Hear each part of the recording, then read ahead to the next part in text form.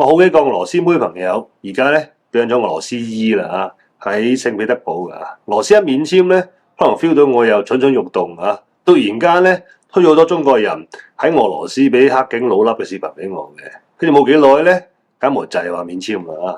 事實證明咧，我哋仲係有好多朋友嘅，一係缺錢，一係缺配件，鼓勵出遊啊！不過俄羅斯咧嚟莫斯科啊，打仗前咧完全冇問題嘅啊，而家咧我又唔清楚啦。但近近地嘅海參崴同布拉戈維申斯克咧，即係海蘭炮啊，就係相當安全嘅。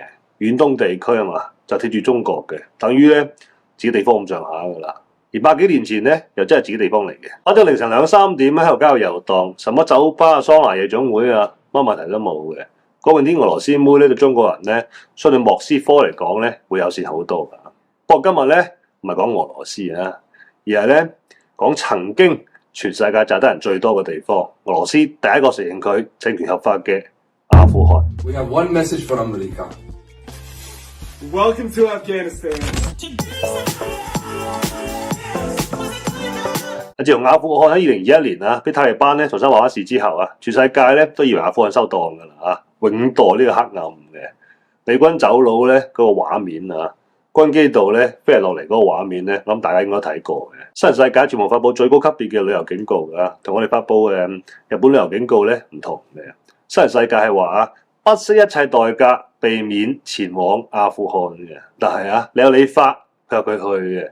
喺2021年有600架一個勇士咧去咗阿富汗，但2022年啦數字咧飆到2300嘅，2023年咧飆到7000嘅，2024年咧9000嘅，今年咧破咗12000嘅。一邊咧政府呼籲珍惜生命冇撚去啊，另一邊咧你照去咁嘅。點解咧？點解咁矛盾咧？點解咁多西人會走去呢個被譽為女性地獄同恐怖主義溫床嘅國家咧？而更加詭異嘅係啊，點解呢個炸咗個大佛搞極端伊斯蘭教法嘅塔利班突然之間咧擁抱世界啊，甚至拍埋旅遊宣傳片添嘅啊！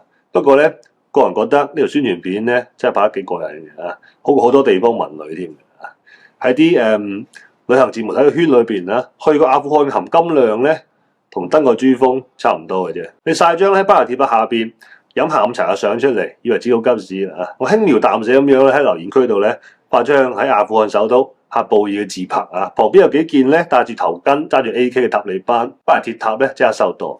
呢種體驗咧冇辦法用錢嚟衡量嘅，係一種咧最原始嘅浪漫嚟嘅，危險嘅浪漫啊！話俾人知咧，我生我翻咗嚟啦！呢張相咧超級有生命力嘅。嗱，除咗啲精神虛榮之外咧，對自媒體博主嚟講啊，仲有非常之實在嘅利益誘惑嘅啊！阿富汗呢3個字咧喺網上邊咧就流量密碼嚟嘅。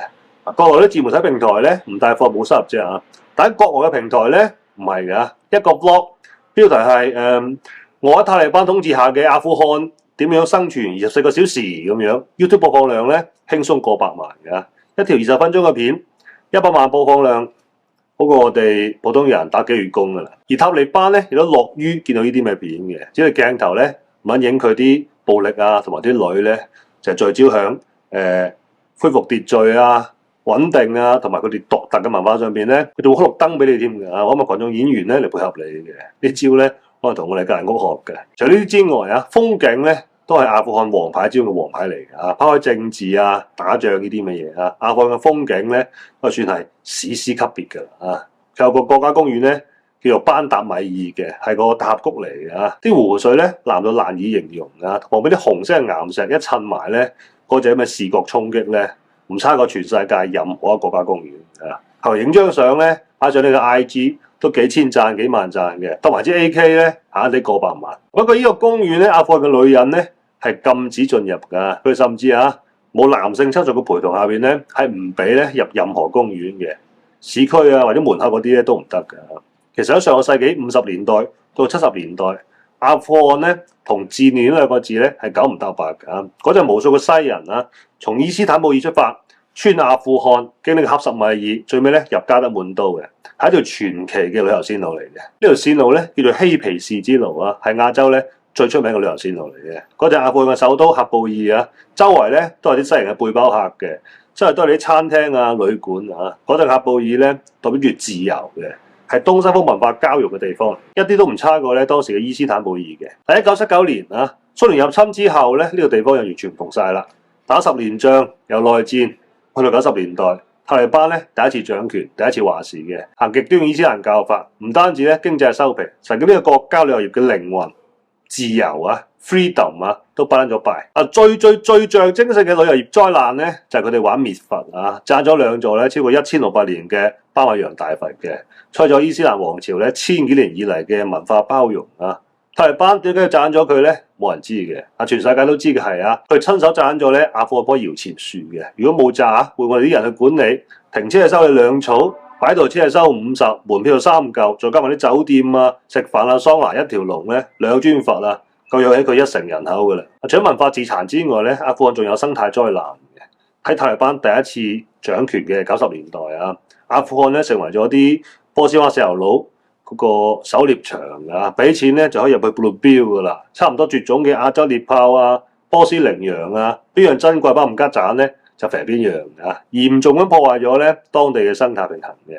而家呢野生動物咧就少過長龍。喺阿富汗旅行啊，外國人最重要嘅戒律咧就係絕對禁止同任何嘅阿富汗女性接觸啊，眼神接觸咧都唔得嘅啊。阿富汗所有嘅美容院咧都閂晒嘅。女性係禁止接受6年級以上嘅教育㗎，任何嘅教育啦，禁止從事咧幾乎所有形式嘅有償工作嘅。公共場合咧必須要包實晒嘅，禁止佢哋喺冇男性直系親屬嘅陪同下邊咧行出自己屋企嘅。但外國旅遊客咧就冇本地女人咧要求得咁嚴格啦，唔使全身包實晒嘅，戴頭巾咧就得㗎啦。喺有當地導遊陪同下邊咧，允許同男人交流嘅，亦都可以咧去公園嘅。咁阿富汗有一個唔安全咧？我睇你去邊度玩同埋玩乜啊？雖然塔利班話事之後啊，自己搞出嚟嘅暴力事件咧大幅度咁樣減少嘅，但佢死敵啊 ISIS 嘅叫做呼羅珊分部啊，仲係好撚活躍嘅。佢係將襲擊遊客咧視為破壞呢個塔利班政權嘅重要手段嚟嘅。2024年啊，3個西班牙遊客咧喺巴米揚咧俾佢哋槍殺咗嘅。所以只要離開首都喀布爾咧，就要請保安㗎啦。呢個咧都係塔利班嘅一門生意嚟嘅。有啲人咧中意冒險，但怕死。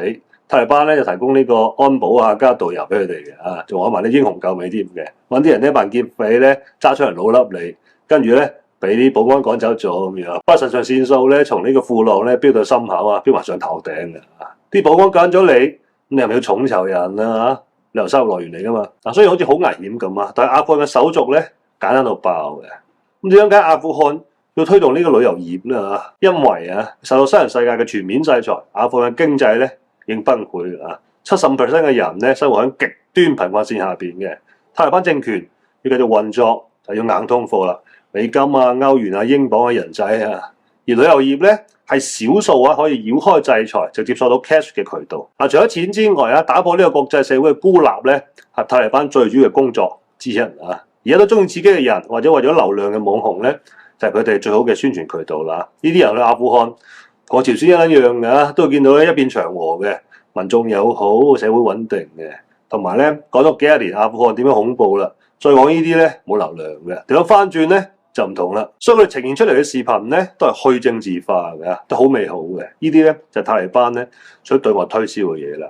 塔利班啲官員咧自己認鳩屎咁樣講啊，我同朝鮮唔同嘅，喺喀布爾旅遊咧冇警衛啊，會時時夾住你嘅，好自由好 free 嘅。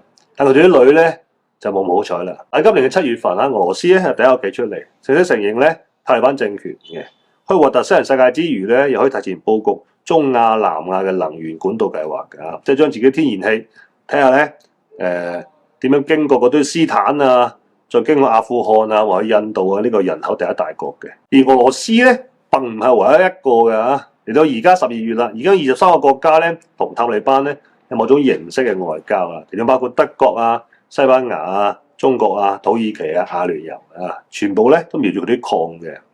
鋰礦咧佢世界第一嘅，銅礦咧第3嘅，鐵礦咧第5嘅。